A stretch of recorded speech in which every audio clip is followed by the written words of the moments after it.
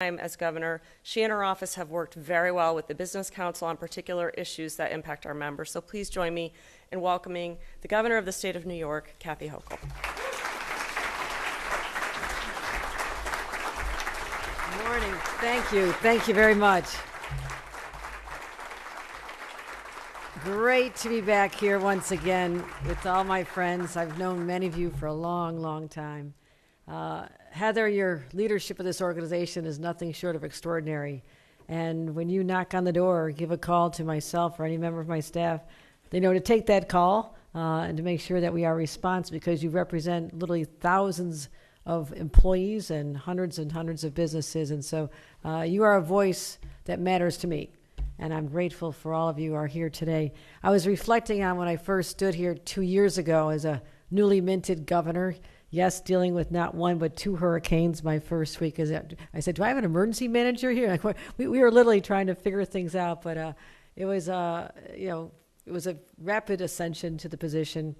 But I also said I believe that our best days lie ahead of us, and I have not wavered one bit in that sense of optimism that is so important for leaders to have, and all of you are leaders in your own organizations, so you know how important that is. And you mentioned we were navigating the pandemic. We thought we were getting through the pandemic in August of 2021, September 21, and all of a sudden Omicron slammed us in November and set us backwards for a number of months, delaying our recovery and delaying people getting back to work. But we've had to figure out how to work with the business community so intensely to navigate and get through those troubled waters together. And I'm so grateful that that same spirit of resolve to meet the challenges where we find them, but also to power through it collectively. Government and business must solve the problems together. I believe that to my core. And we've also come through other challenges as well. I've traveled this entire state, every single corner. As you know, I was lieutenant governor for 8 years. Didn't spend a lot of time on our capital. I was out there walking factory floors, being at ribbon cuttings and gatherings of people, great festive times with businesses, seeing their success, but also being there to listen and help solve problems when life is getting a little more challenging for them. But what we talk about now is a new challenge. It's a challenge that was unanticipated, but Heather mentioned it, and I want to talk for the first few minutes of my remarks about the humanitarian crisis, the 125,000 migrants who have found their way to our state.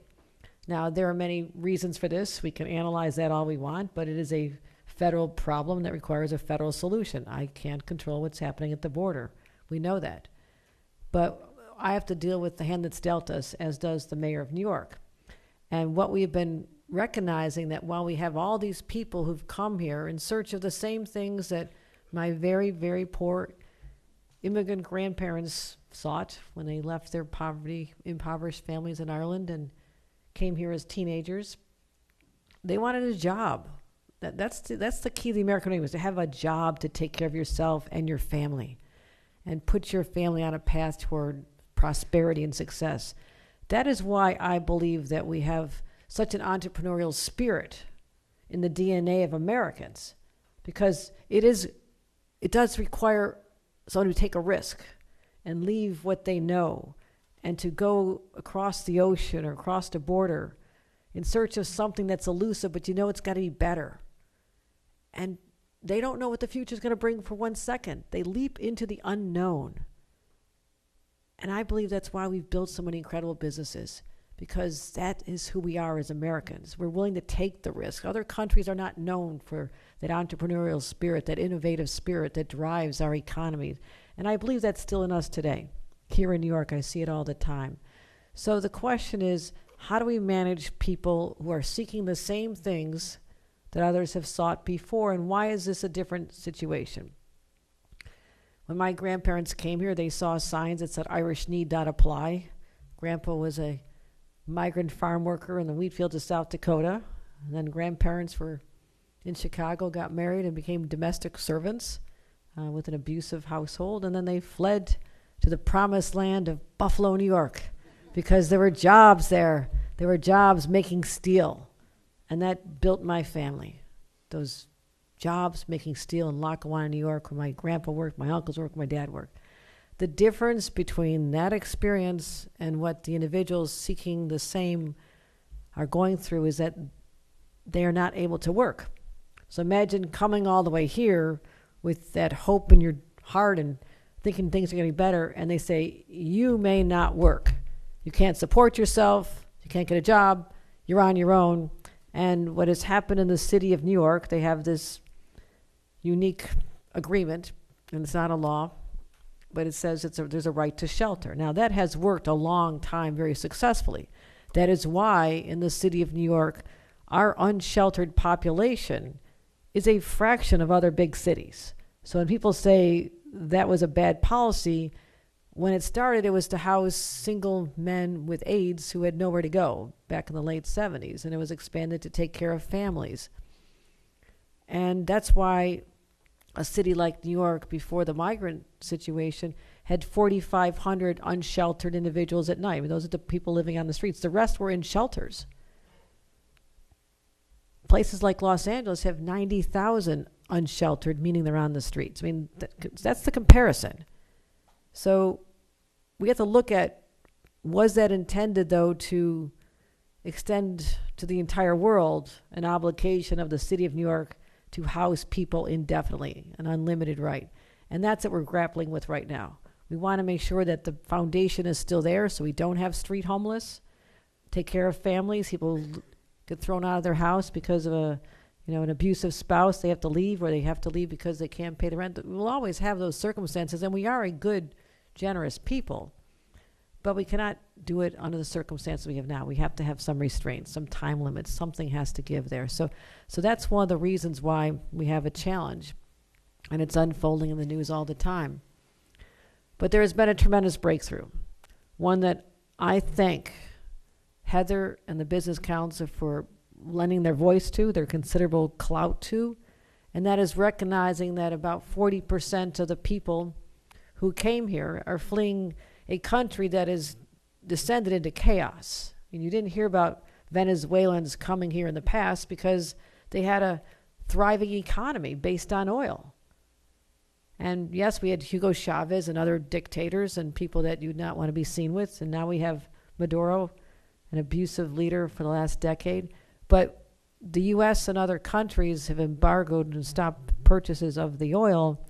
Their economy spun out of control, and in its place, not just political chaos and persecution, and the gangs took over, and it is not the country it once was. That's why there was no prior Venezuelans living in this country who would normally house their friends and relatives. There was no Venezuelan base because they didn't need to leave. So that's all changed. So 40% of the people from Venezuela, we have no diplomatic relations with the country of Venezuela, zero. So you can't say we're going to send you back to a country because we don't have relations with them like we do with most other countries. So since July of 2022, we have been asking, myself, Mayor Adams, Majority Leader Schumer, Gillibrand, our delegation, and the Business Council have been saying, can we give what's known as temporary protective status to Venezuelans because of the circumstances in their home country? Not unlike Haiti, we give them status. We give Nicaraguan status. We give people from Cuba status. We give people from Afghanistan and Ukraine. So special countries, instead of having to wait 6 months or years to be able to get work status, you could work after 30 days.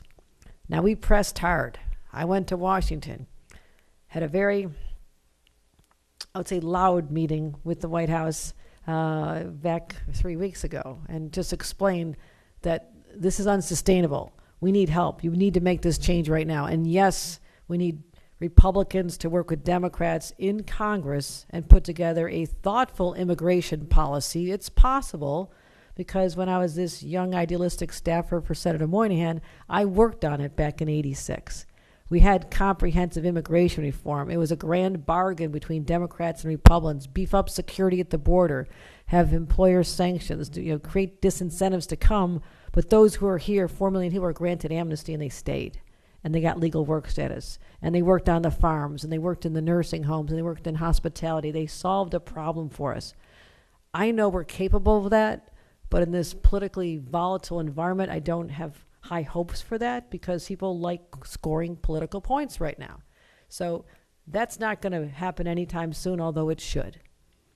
But for our pressure to have paid off, when President Biden whispered in my ear when we were together a few days ago, he goes, "We're going to do the work authorizations. We heard you. We heard you." And that's great progress. And the next day it was announced publicly. And I know you all have questions, because the biggest problem I hear about, and I know it's just, you're not a New Yorker if you're not complaining about taxes, but what I hear more is the number one complaint is, I can't find workers to fill the jobs I have. And that to me is the one reason that our full potential will be not realized if we don't have enough people to do the jobs and the jobs we're creating, because we are creating jobs. But right now, in the state of New York, I have 460,000 open positions. Now, unlike when I was growing up in Lackawanna and unemployment was high, and even the pandemic, unemployment in the state was 16.6%. We know it was temporary, but it was 16%. We're at 3.9%. Well, that's something to celebrate, and I'm really proud of that we've reached that achievement. But what that means is there are not enough people around looking for jobs to help all of you, help you succeed, help you expand, help you realize your dreams. So I said on the news and to the president, everybody else, I have a humanitarian crisis over here. I have a worker shortage over here, crisis and a shortage of workers. We blend the two together, they solve themselves. And so we are starting. And I know you're all going to be interested, and I would like to offer to Heather that my Department of Labor will do a Zoom call, in person, whatever you'd like to do, with all your members and explain the next steps. I was looking on the White House, which is why I was a couple minutes late, talking to them about how we operationalize this. It takes probably till November for people to be eligible to work, because it is still a 30-day process. We have to stand this up. My Department of Labor will be working closely with all of you, matching skills, because we have to do a survey of identify who the Venezuelans are, start the process, lead an army of people who can help volunteers start. Literally, these people may not have iPads and cell phones.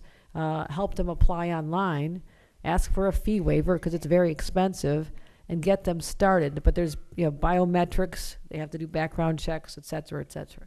So we're anticipating by November, if this is done right, we should have a large number of individuals. I don't have the exact number. Again, it's 40% of the population we have, except there are children in that group. So we have to subtract out the children.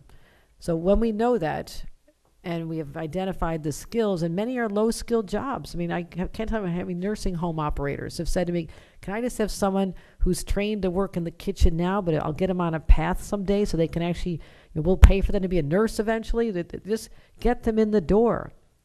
Let them work cleaning hotel rooms right now, and someday they or their children will be the manager of the hotel. That's the path that works most successfully. Get people in the door. But there will be people with higher skills.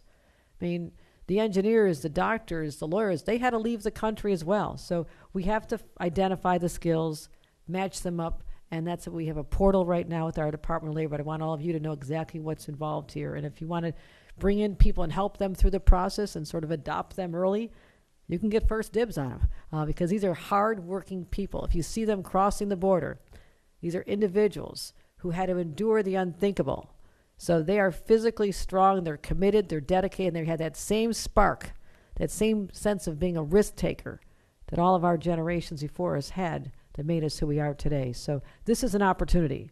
We can complain about it and lament it and it shouldn't have happened and it's a lot. I don't have time for that. I have to run a state.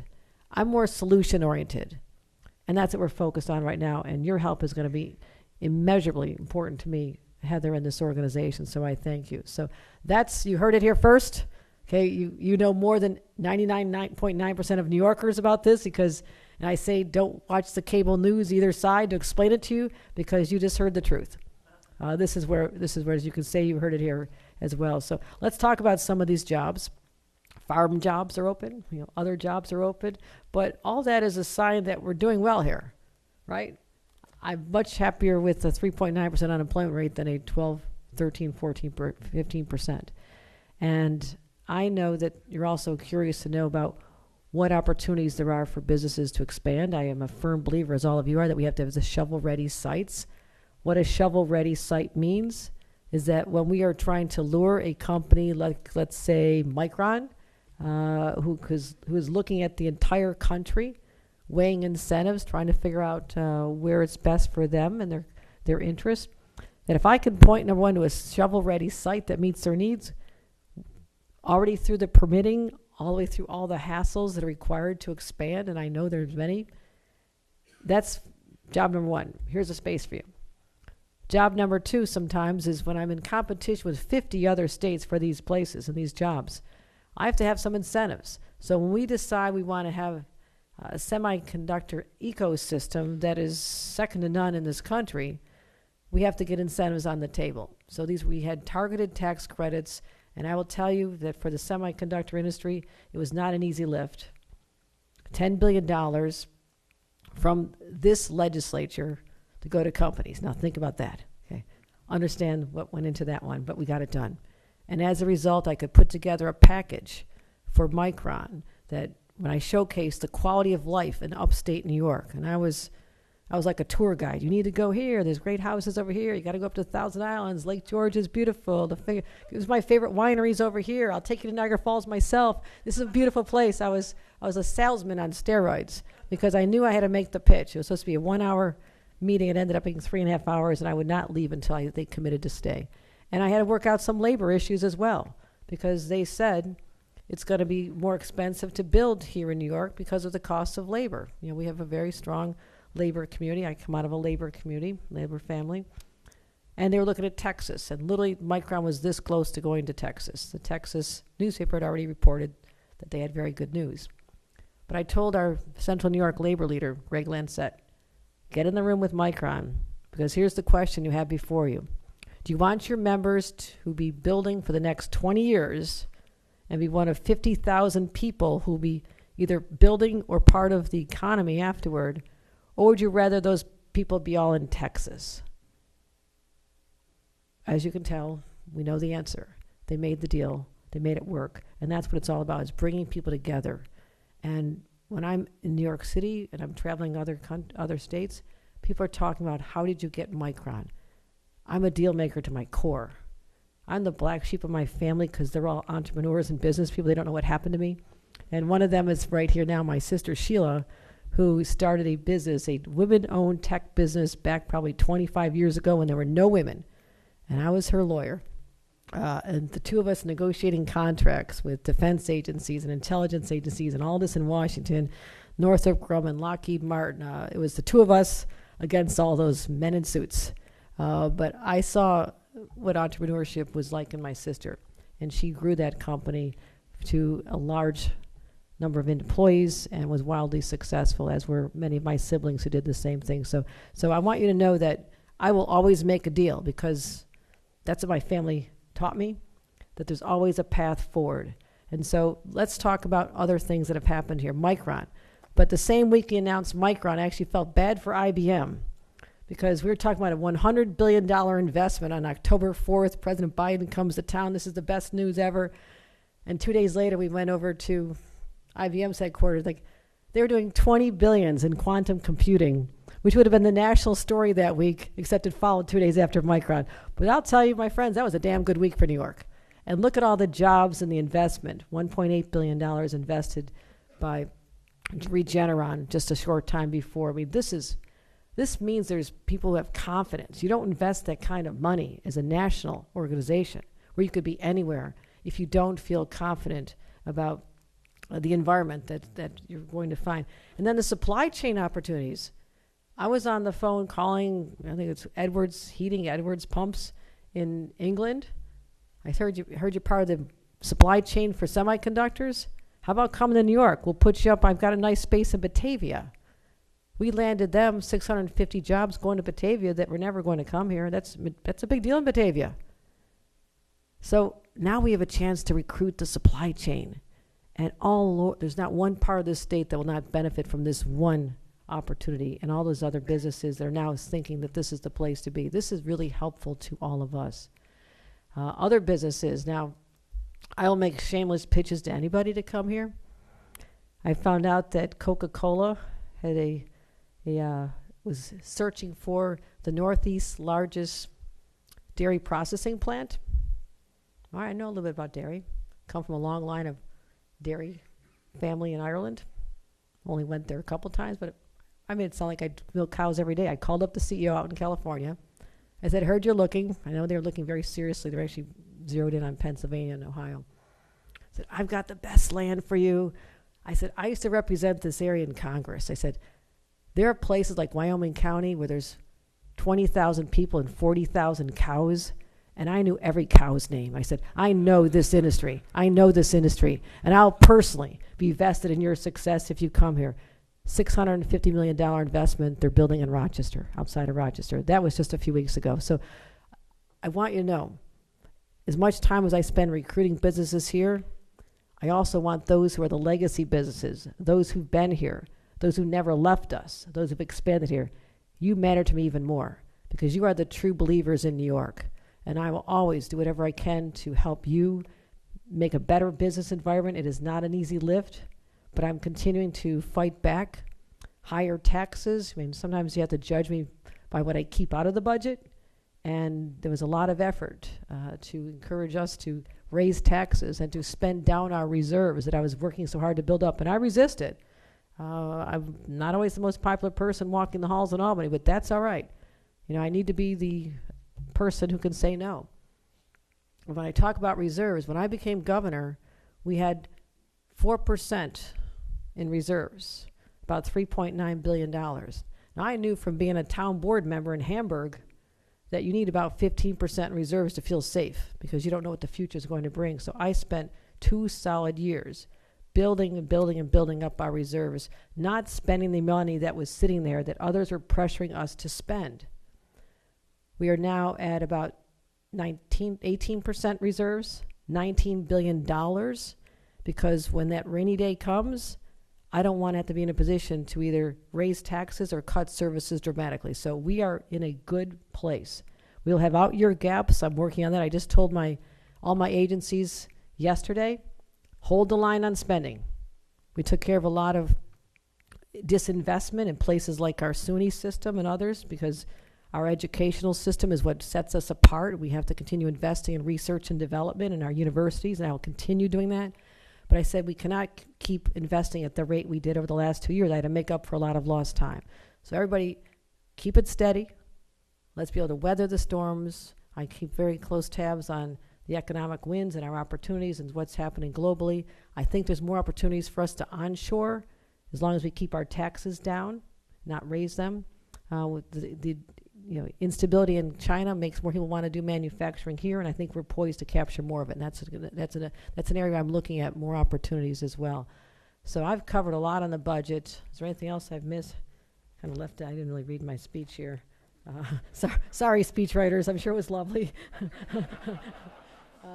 They work hard. I have a dynamite team, but I just wanted to share with you sort of, a snapshot of what is happening in your state. And I do want to recognize some other people that I know. I saw Bob Duffy over in the room here, and what a great friend he has been.